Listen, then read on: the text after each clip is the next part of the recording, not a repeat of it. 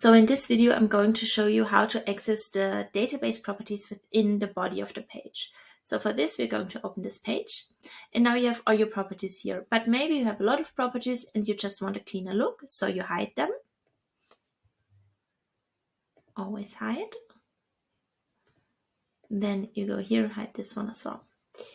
So now you can hide the properties, but maybe you want to access them because you have to fill in stuff. So you create a linked database and choose this one. In this case, it's just called database. And now you have it here. But you obviously don't want to see all of them. So now you have to filter. And in this case, of course, for example, you could filter for the date. But maybe you have a lot of entries per date, or you don't have a date property. So what do? You can create a self-referencing filter and add it to your template. So for this, we are going to add a property and call it maybe this entry. You can, of course, call it whatever you want. We're going to create a relation to this same database, which is database. And this one is okay. We use the same property. And now we are going to relate this to itself, so to one. So now this page is related to itself. So it's not related to another database. It's related to the same database, but the same entry.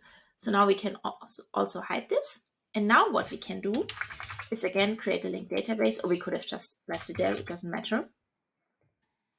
And then we can filter for whether this entry contains this page. Now, obviously, if you use this a lot, doing this every time is a lot of work. So what you can do is create a template with the self-referencing filter. So we create a template. We create the linked database here. So let's hide that again for a second. Create a linked database. And now we give this entry a name. Let's call it form. Oh no, it's a template. So let's call it template. And then what we're going to do is filtering it for where this entry contains template. Now you can obviously adjust this and make them smaller or hide the entries you do not want to see here. So now if we go back, we're here, and whichever page we go in now, if we apply this template, you'll see it's automatically filtered for the page we're on. If you're doing this for 3, apply the template and check for the filter. So it's automatically filtered for this database. So there is this one extra step you have to do every time. We have to go and link the pages. But that's just this one extra step you have to take each time. So when you're filling in the text and the date and whatever other properties you have, you just add one more thing in a property related. And then if you go in here, you'll see here's the database entry because the filter is set this. And if you use a template anyway, you can just add this part into your template, and then you can see all your entries. That's also very interesting. If you have a lot of entries, you can create multiple linked databases and only show one thing in each, for example, or a few.